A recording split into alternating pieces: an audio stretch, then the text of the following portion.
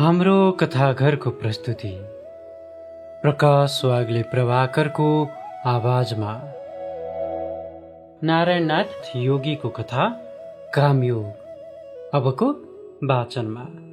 कथा अन्तिमसम्म सुनेर साथ दिनुहोला।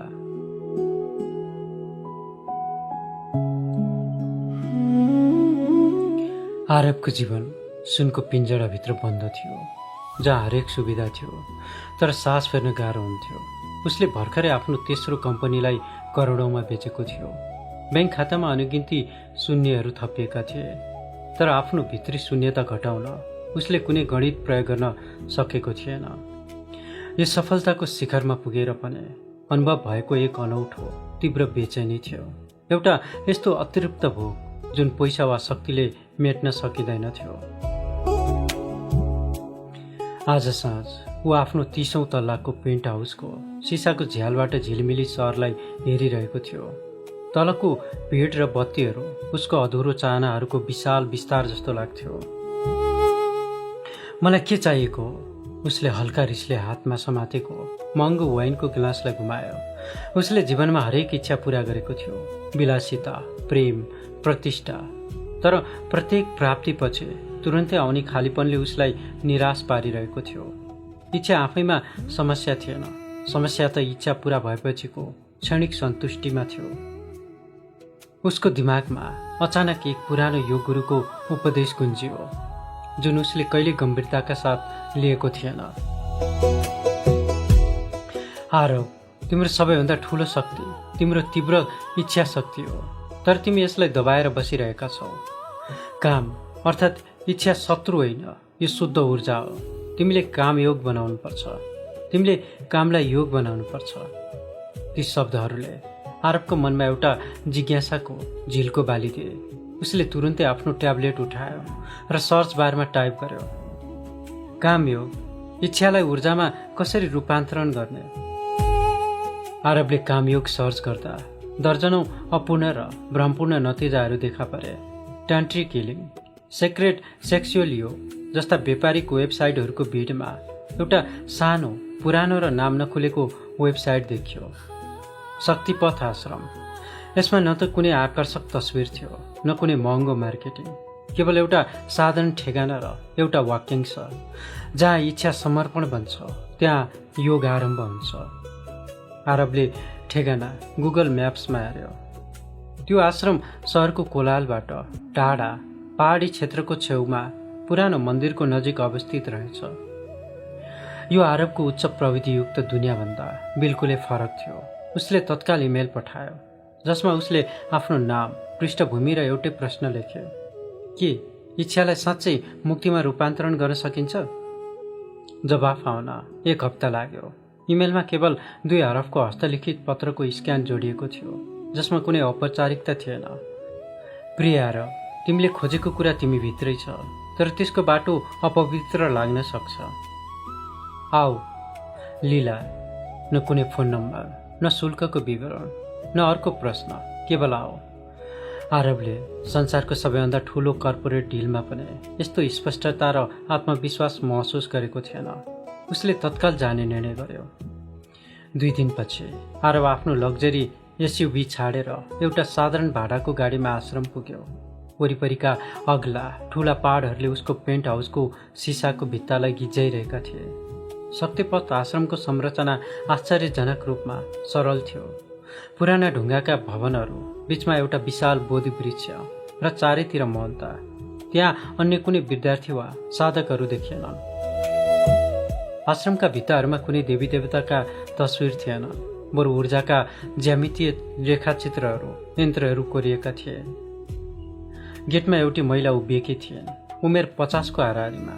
उनको आँखामा अथाह गहिराई थियो, जसले आरवको भित्री बेचैनीलाई पहिलो नजरमै नाप्न सक्थ्यो। यो गुरुणी लीला थिइन्। उनले गेरु वस्त्र वा माला लगाएकी थिएनन्, बरु साधारण सफा सेतो कपडामा थिइन्।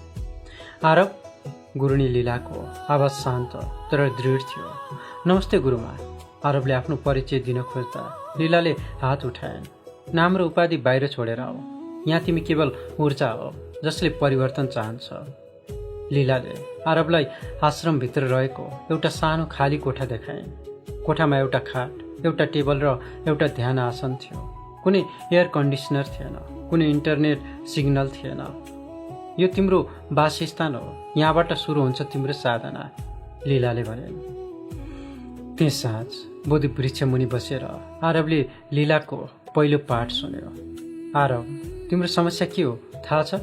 लीलाले प्रश्न गरिन्। तिम्रो समस्या इच्छा होइन, तिम्रो समस्या इच्छाको कमी पनि होइन, तिम्रो समस्या इच्छामा चेतनाको अभाव हो। तर मैले त इच्छालाई त्याग्ने कुरा सुनेको थिएँ, आरबले सोध्यो। संसारमा त इच्छालाई नै सबैको बन्धनको जड मानिन्छ। गुरुनी लीला मुस्कुराइन्। त्यो मुस्कानमा रहस्य र ज्ञान दुवै थियो। कुनै पनि महान शक्तिलाई दबाउनु भनेको त्यसको उल्टो शक्तिलाई जन्म दिनु हो। जसरी पानीलाई बन्द गर्दा बाढी आउँछ, त्यसरी नै इच्छालाई दबाउँदा त्यो भित्रै कुहिन्छ र तिम्रो खुसीलाई बन्द गर्छ। त्यसो भए कामयोग के हो? कामयोग भनेको इच्छालाई स्वीकार गर्नु हो, त्यसलाई इन्धन बनाउनु हो। तिम्रो काम वासना, तिम्रो धन कमाउने भोग, तिम्रो प्रेमको चाहना, यी सबैलाई तिमीले शुद्ध ऊर्जाको रूपमा हेर्न सिक्नुपर्छ। चेतनाको प्रकाशमा विष पनि अमृत बन्न सक्छ। तिम्रो पहिलो अभ्यास यही हुनेछ। प्रत्येक इच्छालाई साँची भावले हेर्ने, त्यसलाई पूरा गर्ने वा दबाउने होइन, केवल महसुस गर्ने। लीलाले आफ्नो गहन आँखा आरबमा केन्द्रित गरिन्। तर याद राख, यो सजिलो छैन। तिम्रो सबैभन्दा ठुलो इच्छा शक्ति नै तिम्रो सबैभन्दा ठुलो परीक्षा बन्ने छ। आरबले आफ्नो महँगो सुट फुकालेर साधारण सुतीको कपडा लगायो। पहिलोपटक उसलाई आफ्नो जीवनको हरेक कुरा बनावटी महसुस भयो। कोठामा एक्लै बसेर उसले गुरुनीको निर्देशन अनुसार आफ्नो भित्री इच्छाहरूलाई साँची भावले हेर्ने प्रयास गर्यो। पहिलो इच्छा सफलता, दोस्रो इच्छा धन, तेस्रो इच्छा एक महिलाको प्रेम र सान्निध्य, तेस्रो इच्छा तीव्र भयो। उसको मानसपटलमा एउटी महिलाको अस्पष्ट छवि आयो, मुक्त, कलात्मक र पूर्ण रूपमा आफूमा रमाएकी। त्यो छवि यति वास्तविक थियो कि उसलाई लाग्यो कि त्यो महिला आश्रम वरिपरि कतै छिन्। यो इच्छाले उसको शरीरमा एक प्रकारको बेचैनी पैदा गर्यो। आरबले आँखा खोल्यो। यो केवल ऊर्जा हो, दबाउनु हुँदैन, उसले आफूलाई भन्यो। रातको सन्नाटामा आरबलाई लाग्यो कि उसले आफ्नो लामो जीवनको पहिलो वास्तविक सुरुवात गरेको छ। उसलाई थाहा थिएन कि उसको तीव्र इच्छाले नै आश्रमको ढोका खोलेको हो र चाँडै नै त्यो तीव्र इच्छाले उसको साधनको सबैभन्दा ठुलो परीक्षाको रूप लिनेछ। नैना भन्ने नामको एक रहस्यमय पात्रको छाया उसको मनमा गहिरिँदै गयो। आरबको पहिलो बिहान सूर्योदय भन्दा धेरै अघि सुरु भयो। उसले जीवनमा पहिलोपटक आफ्नो महँगो अलार्मको भर पर्नु परेन। उसको भित्री बेचैनी नै उसको आलम थियो। चिसो पानीले नुहाएर ऊ लीलाले तोकेको ध्यानस्थल बोधि वृक्ष मुनि पुग्यो। गुरुनी लीला पहिले नै त्यहाँ थिइन्, पूर्ण मौनतामा। उनको उपस्थिति मात्रले पनि आरबको हतारिएको मनमा एक प्रकारको शान्ति र डर दुवै पैदा गर्यो। आजको अभ्यास कुनै मन्त्र जप वा आसन थिएन, यो विशुद्ध चेतनाको अभ्यास थियो। आजको काम हो शारीरिक महसुसहरूलाई निष्क्रिय रूपमा हेर्ने, लीलाले भनिन्।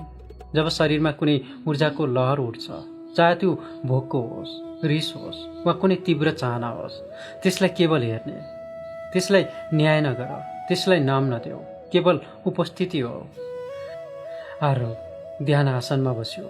सुरुमा उसको मन कर्पोरेट बैठकहरूको तयारी, बाँकी रहेका इमेलहरू र ब्याङ्क ब्यालेन्सको हिसाबमा दौडिरह्यो।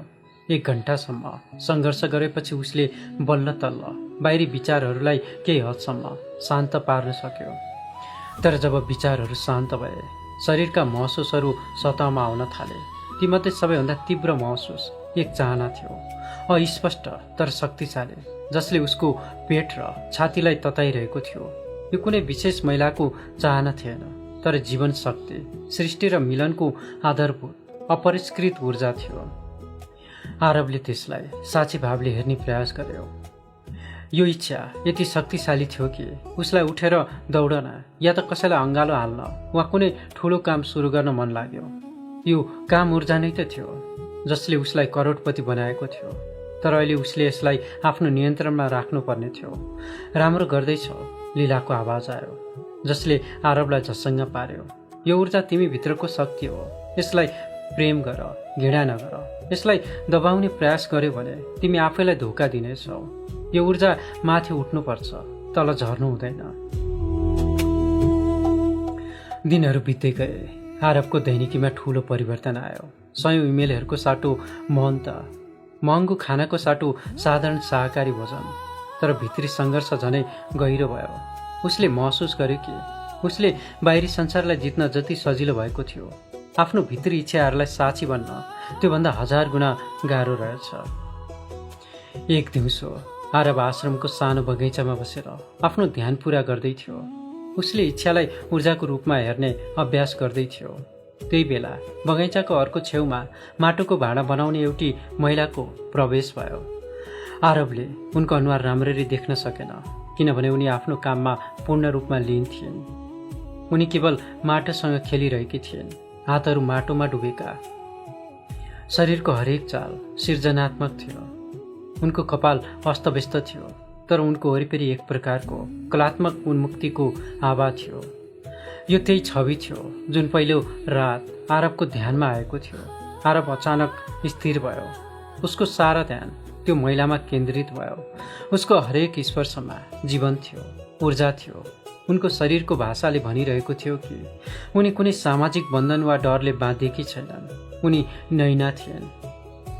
उनले आफ्नो काम समाप्त गरिन् र हात धुन इनारतर्फ लागिन्। त्यो क्षण उनको आँखा आरबको आँखामा परेन, तर आरबको मनभित्र एक तीव्र अपरिचित आकर्षणको झट्का महसुस भयो। यो बाँच्नभन्दा माथिको कुनै कुरा थियो। आफ्नो भित्री अपूर्णतालाई पूरा गर्ने बाहिरी प्रतिरूप भेटेको अनुभूति। त्यस साँझ गुरुणी लीलाले आरबलाई भेटिन्। आरब, तिम्रो ऊर्जाको केन्द्र आज अत्यन्तै चलायमान छ। लीलाले सिधा भनिन्। के तिमीले कसैलाई भेट्यौ? आरबको आवाज सुक्यो। एक महिला, माटोको काम गर्ने। उनी यहाँ के गर्दैछिन्? नैना, लीला हाँसिन्। उनी यहाँ सृष्टि ऊर्जाको अभ्यास गर्छिन्। तिमीले जे खोजिरहेका छौ उनी त्यसको एउटा बाह्य रूप हुन्। इच्छालाई नदबाऊ भनेको थिए, तर अब तिमीले इच्छालाई उपयोग गर्ने मौका पाउनेछौ। उपयोग हो, कामयोगमा अर्को व्यक्ति दर्पण ऐना भन्छ। नैना तिम्रा लागि दर्पण बन्ने छिन्। तिमी भित्रको तीव्र आकर्षणलाई नै आफ्नो अभ्यास बनाउनु पर्छ। तिम्रो इच्छालाई तिमीले कसरी हेर्छौ? के त्यो तिमीलाई दास बनाउँछ वा तिम्रो चेतनालाई माथि उठाउँछ? अब तिम्रो अभ्यास मौनतामा होइन, सम्पर्कमा आउनेछ। लीलाका शब्दहरूले आरबलाई चुनौती दिए। भौतिक संसार त्याग गरेर भाग्न आएको आरबले अब आफ्नो सबैभन्दा ठूलो इच्छा र आकर्षणसँग आमने सामान्य हुनुपर्ने भयो। यो खेल अब भित्री युद्धबाट बाहिरी अन्तर्क्रियामा परिणत भएको थियो। आरबलाई लाग्यो कि उसको ध्यान कक्ष आश्रमको शान्त कुनामा होइन, बरु अचानक एउटा तीव्र आँधीको केन्द्रमा सारिएको छ। नैनाको उपस्थिति, उनको मुक्त ऊर्जा र सृजनशीलताले आरबको व्यवस्थित जीवनलाई हल्लाइदिएको थियो। उनले आरबलाई अभिवादन पनि गरिनन्, तर पनि उनीहरूको बीचमा एउटा अदृश्य ऊर्जाको तार जोडिएको थियो। आरबले आफ्नो अभ्यासलाई नैनाको वरपर केन्द्रित गर्न थाल्यो। उनी जब माटोका भाँडाहरू बनाउँथिन्, आरब टाढाबाट उनलाई हेर्थ्यो। गुरुणी लीलाको निर्देशनलाई स्मरण गर्दै, इच्छालाई न्याय गर, केवल हेर। आरबको मनमा कामनाहरू उठ्थे, तर उसले ती कामनाहरूलाई दमन गर्नुको साटो ती ऊर्जाहरूलाई आफ्नो शरीरमा महसुस गर्न सिक्यो। तीव्रता, तातोपन र शरीरको तल्लो भागबाट माथितिर चढ्न खोज्ने जीवनको प्रवाह। एक साँझ नैना इनारबाट पानी भर्दै थिइन्। आरब नजिकैको ढुङ्गामा बसेको थियो। नैनाले आरबलाई हेरिन्, पहिलो पटक सिधै, र उनको आँखामा कुनै लाज वा सङ्कोच थिएन, केवल एक प्रकारको स्वच्छ स्वीकार थियो। के तपाईँ मलाई हेर्नुहुन्छ वा म मार्फत अरू केही खोज्दै हुनुहुन्छ? नैनाले शान्तपूर्वक सोधिन्। उनको आवाज माटो जस्तै स्वाभाविक र पृथ्वीको गन्ध जस्तै ताजा थियो। आरब झसङ्ग भयो। उसले आजसम्म हजारौं मानिसहरूसँग व्यापार र वार्तालाप गरेको थियो। तर यो प्रश्नको जवाफ उसलाई थाहा थिएन। म तपाईँको कला हेर्दै थिएँ। झुट नबोल्नुहोस्, नैनाले हल्का हाँसेर भनिन्। तपाईँ मेरो शरीर हेर्दै हुनुहुन्छ, मेरो ऊर्जा हेर्दै हुनुहुन्छ र सायद म भित्र लुकेको त्यो स्वतन्त्रता हेर्दै हुनुहुन्छ जुन तपाईँले आफ्नो अरबौंको व्यापारमा पाउनु भएन। यसलाई स्वीकार गर्नुहोस्, कामयोगमा इमान्दारी पहिलो चरण हो। नैनाको यो स्पष्टताले आरबलाई लाजले होइन बरु अचानकको गहिरो सत्यले छोयो। म तपाईँप्रति आकर्षित छु, आरबले स्वीकार्यो। उसको आवाजमा कतै डर र कतै साहस मिसिएको थियो। आकर्षण राम्रो हो, नैनाले पानीको घडा उठाउँदै भनिन्। आकर्षण नै जीवनको आधार हो, तर त्यसलाई उपभोगको वस्तु बनाउने कि मुक्तिको साधन, यो तपाईँको छनौट हो। उनी हिँडी। त्यो रात आरब सुत्न सकेन। नैनाका शब्दहरूले उसको भित्री द्वन्द्वलाई चरमोत्कर्षमा पुर्यायो। ऊ गुरुनी लीला कहाँ पुग्यो। गुरुमा, म असफल भइरहेको छु। म यो ऊर्जालाई नियन्त्रण गर्न सकिरहेको छैन। मलाई आश्रम छोडेर टाढा जान मन लागेको छ, जहाँ यी इच्छाहरूबाट मुक्त पाउन सकौँ। गुरुनी लीलाले शान्त मुद्रामा हात मिलाइन्। यसलाई मुक्ति नभन आरब, यसलाई पलायन भन। इच्छाबाट भाग्नु भनेको जीवनबाट भाग्नु हो। तिम्रो सम्पूर्ण ऊर्जा अहिले नैनामा केन्द्रित छ।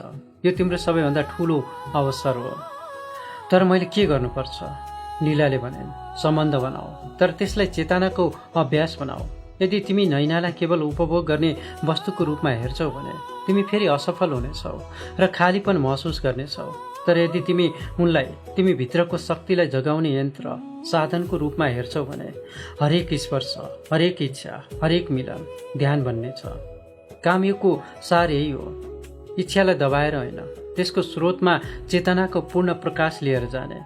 जब वासना उठ्छ, त्यो तिम्रो शरीरको सबैभन्दा तलको चक्र मूलाधारबाट उठ्छ। तिम्रो काम हो त्यो ऊर्जालाई प्रेम र चेतनाको माध्यमबाट बिस्तारै माथि उठाउँदै तिम्रो हृदय र मस्तिष्कसम्म पुर्याउने। आरबलाई यो सिद्धान्त खतरनाक र रोमाञ्चक दुवै लाग्यो।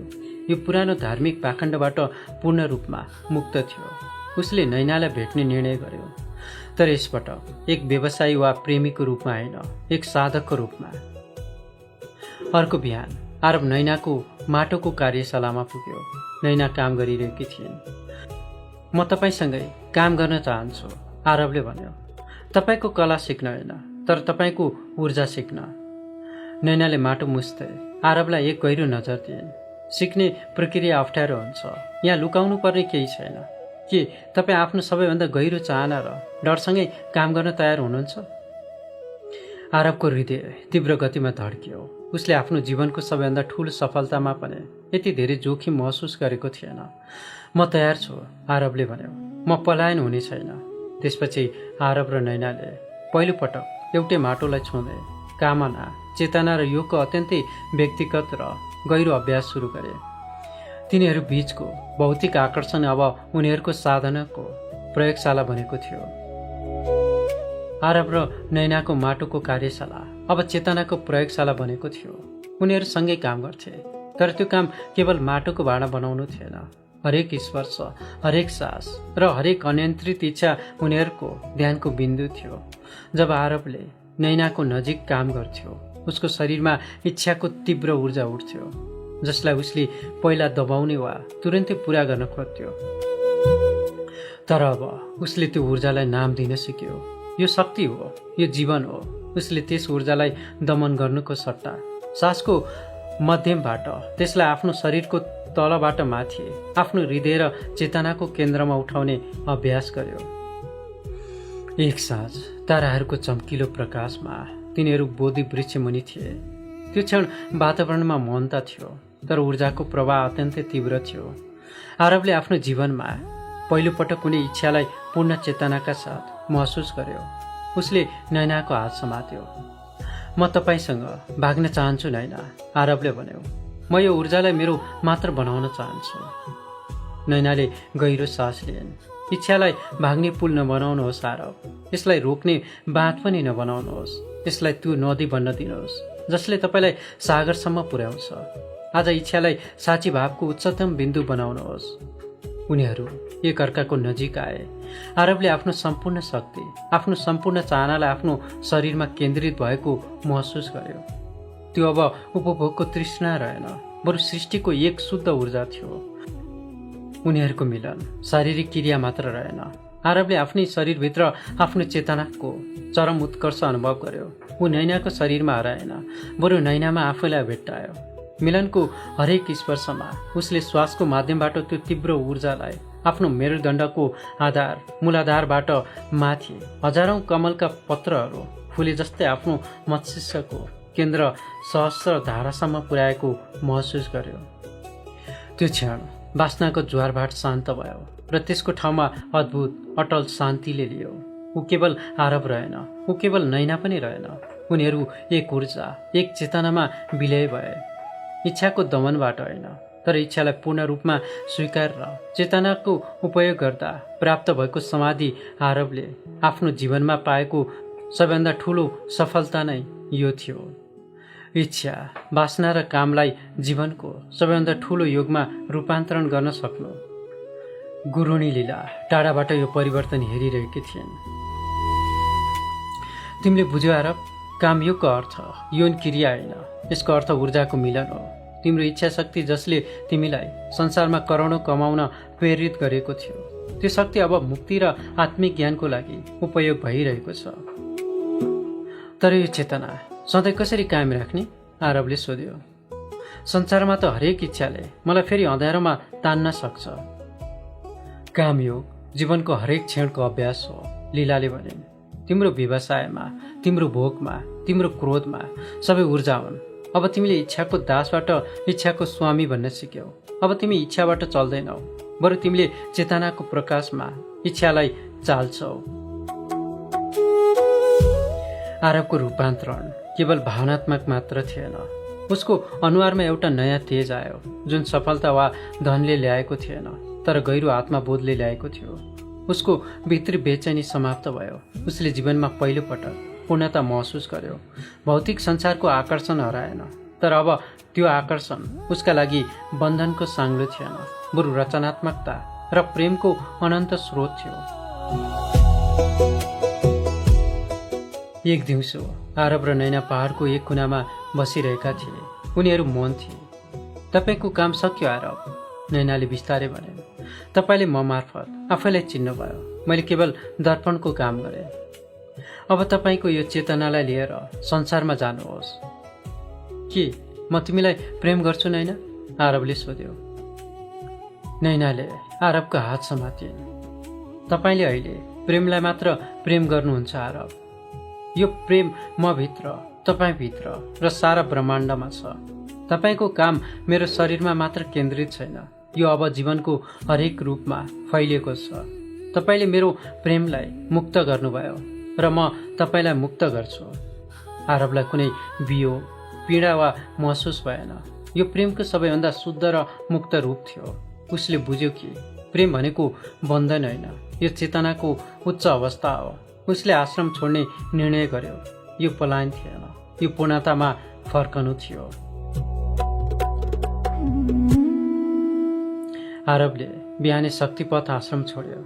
गुरुनी लीलाले उनलाई कुनै विदाईको समारोह गरिनन्, केवल एक मौन मुस्कान दिइन्। नैना माटोको काममा व्यस्त थिइन्। उनी पनि स्थिर र शान्त थिइन्। आरबलाई कुनै भारीपन वा वियोग महसुस भएन। उनले आफ्नो सबैभन्दा गहिरो इच्छालाई पूर्णतामा रूपान्तरण गरेर लगेको थियो। सहर फर्केपछि आरबको लग्जरी पेन्ट हाउस, कार र कम्पनीको संसार जस्ताको त्यस्तै थियो। तर आरब अब त्यो मानिस थिएन। पहिले यी सबै सफलताहरूले उसलाई बन्धनमा राख्थे। अब यी सबै साधनहरू केवल ऊर्जाको प्रयोग गर्ने उपकरण बनेका थिए। उसले आफ्नो कम्पनीमा काम गर्ने तरिका पूर्ण रूपमा परिवर्तन गर्यो। अब उसको उद्देश्य केवल नाफा कमाउनु थिएन, बरु सबैको काममा चेतना र अर्थ भर्नु थियो। जब कोही कर्मचारी समस्या वा क्रोध लिएर आउँथ्यो, आरबले त्यसलाई रिसको रूपमा हेर्दैन थियो, बरु दबाएको ऊर्जाको रूपमा हेर्थ्यो। उसले आफ्नो कामको टेबललाई पनि ध्यान आसनको रूपमा हेर्न सिकेको थियो। एक महत्त्वपूर्ण बोर्ड बैठकमा जहाँ ठूलो लगानीको निर्णय लिँदै थियो, आरबको प्रतिस्पर्धीले उसलाई निकै उत्तेजित पार्ने प्रयास गर्यो। पहिले भए आरब क्रोधित हुन्थ्यो र आफ्नो इच्छा शक्तिले प्रतिद्वन्दीलाई कुल्चिदिन्थ्यो।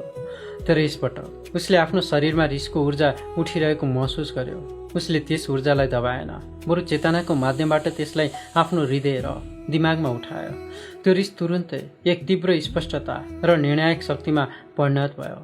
उसले शान्त र दृढ आवाजमा आफ्नो निर्णय सुनायो, जसमा क्रोध थिएन, केवल अचूक तर्क र स्पष्ट दृष्टिकोण थियो। उनको निर्णय सही साबित भयो र प्रतिद्वन्दी अचम्मित भयो। आरवले बुझ्यो, काम, क्रोध, लोभ सबै ऊर्जा हुन् र ती ऊर्जालाई चेतनाको माध्यमले शुद्ध गर्दा ती शक्तिहरू रचनात्मकताको उच्चतम रूप बन्न सक्छन्। एक साँझ आरवले आफ्नो पुरानो गुरुलाई फोन लगायो, जसले पहिलोपटक उसलाई कामयोगको बारेमा बताएका थिए। गुरु, मैले अन्ततः बुझेँ, आरवले भन्यो। कामबाट मुक्त हुनु भनेको कामलाई त्याग्नु होइन। कामबाट मुक्त हुनु भनेको कामलाई पूर्ण चेतनाका साथ जिउनु हो। सत्य बुझ्यौ वत्स, गुरुले भन्नुभयो। काम जीवन हो, जीवन ऊर्जा हो। यदि तिमी पूर्ण चेतनाका साथ प्रेम गर्छौ, पूर्ण चेतनाका साथ काम गर्छौ र पूर्ण चेतनाका साथ आराम गर्छौ, तब हरेक क्षण योग बन्छ। आरवको जीवन फेरि सरल भयो। उसले विलासिताको उपयोग गर्न छोडेन, तर अब त्यो उपभोग उसलाई बन्धनमा राख्ने चाहना थिएन, बरु जीवनको सौन्दर्यप्रति आभार थियो। उसले नैनालाई व्यक्तिगत रूपमा सम्झिएन, किनकि उसले उनलाई केवल एक व्यक्ति होइन, आफ्नो भित्री ऊर्जाको प्रतिरूपको रूपमा स्वीकार गरिसकेको थियो। प्रेम अब उसले खोज्ने वस्तु थिएन, तर ऊ स्वयं प्रेमको स्रोत बनेको थियो। उसले आफ्नो 50औं जन्मदिनमा एउटा साधारण घोषणा गर्यो। उसले आफ्नो कम्पनीको नाफाको ठूलो हिस्सा चेतना र आत्मिक विकासको लागि समर्पित गर्ने निर्णय गर्यो, जहाँ मानिसहरूलाई इच्छा दमन गर्न होइन, बरु त्यसलाई उपयोग गरेर आफ्नो पूर्ण शक्ति प्राप्त गर्न सिकाइने थियो। यसरी आरवले आफ्नो यात्रा पूरा गर्यो, एक अतिरिक्त व्यवसायीबाट एक पूर्ण योगीसम्मको यात्रा, जहाँ काम वासना, इच्छा शत्रु होइन, बरु मुक्ति, मोक्षको सबैभन्दा तीव्र सवारी साधन बन्यो। अन्त्यमा कामयोगको शिक्षा सरल छ। जीवनमा प्राप्त हरेक इच्छा, चाहे त्यो भौतिक होस् वा आध्यात्मिक, भित्री शुद्ध शक्तिको अभिव्यक्ति हो। यस शक्तिलाई स्वीकार गर्नु भनेको जीवनलाई अस्वीकार गर्नु हो। यसलाई प्रेम, चेतना र योगको माध्यमबाट स्वीकार गर्नु नै परम चेतना हो। आरव अन्ततः आफ्नो जीवनको खेलमा इच्छाको दासबाट जीवनको स्वामी बनेको थियो। ऊ अब संसारमा पूर्ण रूपमा संलग्न थियो, तर सधैँ मुक्त। भर्खरै हामीले वाचन गरेको कथाको शीर्षक रहेको थियो कामयोग। यो कथा सिर्जना गर्नुभएको थियो नारायणनाथ योगी सरले। कथा कस्तो लाग्यो प्रतिक्रिया जनाउन नबिर्सिनुहोला। आजको विषयमा यति नै। अर्को विषयमा फेरि यस्तै कथा, उपन्यास, गजल, कविता लिएर उपस्थित हुने नै छ। तबसम्मका लागि बिदा दिनुहोला। हजुरहरूको पल सुखद रहोस्। च्यानललाई सब्सक्राइब गर्नुभएको छैन भने सब्सक्राइब गरी नजिकै रहेको नोटिफिकेसन बेलमा थिच्न नबिर्सिनुहोला, जसले गर्दा हामीले अपलोड गरेका कथा, कविता, गजलहरू हजुरहरूले सजिलैसँग सुन्न सक्नुहुनेछ। हजुरहरूको पल सुखद रहोस्। नमस्कार।